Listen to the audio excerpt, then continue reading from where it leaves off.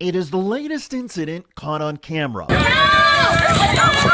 Bronx, New York, that is an NYPD officer with the help of other cops throwing punches.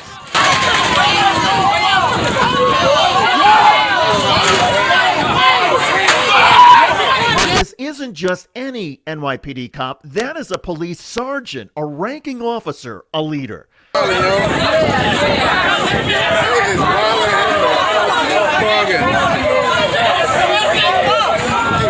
As you can see, police were concerned enough about the public anger at the sergeant that several cops physically shielded him from people on the sidewalk.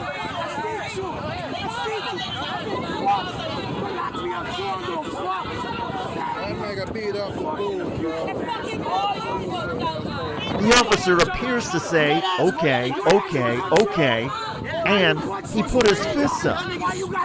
It is not clear what led to this arrest. If you freeze the incident at the beginning, the man in the white shirt appears to push an officer back. Was it an attack or self-defense? This ugly clash erupted in front of a dozen people, including children. Hello everybody, I'm David Shuster and thanks for joining us. This incident happened in the Bronx over Memorial Day weekend. The police are not saying much about it, and there's still very little public information on the man the cops arrested and pummeled. So let me be clear, I do not know if the cops were justified in being so forceful with that guy to begin with. Was he a suspect in violent crimes and somebody the cops had been looking for and considered a threat? Or was he just some random guy who said something the cops didn't like and is the latest victim of police brutality?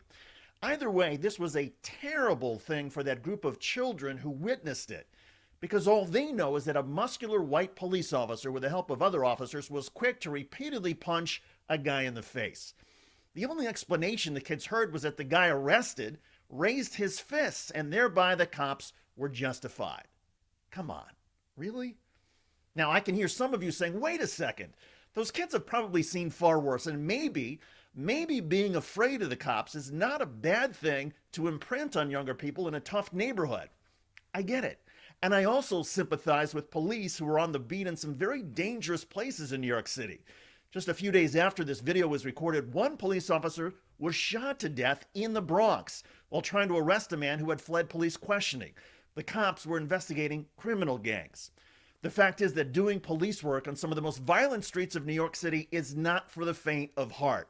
However, at some point, even in a city with 8 million people and more than 30,000 police officers, we have to find a way to build up trust and not keep tearing it down because an officer loses his cool. And that trust needs to extend to every neighborhood, including the ones where things are especially rough. In the middle of the afternoon on a bright, sunny holiday weekend, splitting somebody's lip open because he badmouthed a cop doesn't help. Most New Yorkers are desperate to have law enforcement officers who are fair, calm, and can reliably de-escalate tensions. And yes, those same officers need to be tough when things get dicey. Again, videos like this often don't tell the backstory, but that's why it's imperative the NYPD conduct an internal investigation into this arrest. Too many people witnessed it to let it go. If the harsh action was justified, the NYPD should explain why. If that cop went rogue, he should be punished. But leaving a video like this out there without addressing it or any follow-up, that is a mistake.